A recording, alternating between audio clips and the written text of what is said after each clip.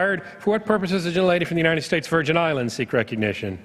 I ask unanimous consent to address the House for 1 minute to revise extending my remarks. Without objection, the gentlelady is recognized for 1 minute. Thank you, Mr. Speaker. Several weeks ago, the President announced resumption of diplomatic relations with Cuba.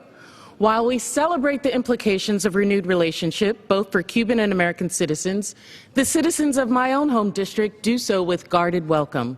Mr. Speaker, the U.S. territories of the Virgin Islands and Puerto Rico and our geographic proximity to Cuba make us a direct economic competitor. All indicators point to massive growth in Cuba's tourism industry. While the U.S. Virgin Islands continue to be a premier destination, particularly for Americans, with more than 2.7 million tourists in 2014 alone, Cuba is shaping to be a formidable competitor. Prior to resumption of relations, the report from Caribbean Tourism Organization showed just over 3 million visitors to Cuba in 2014, compared to 2.7 for the Virgin Islands and 3 million in Puerto Rico.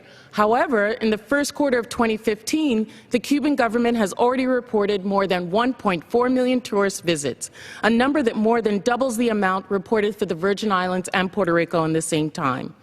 Mr. Speaker, the United States must consider its own island territories of the U.S. Virgin Islands and Puerto Rico in the advancements of diplomatic relations with Cuba.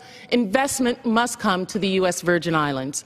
Thank you. I yield the balance of my time and wish all of our French citizens a happy Bastille Day. Expired.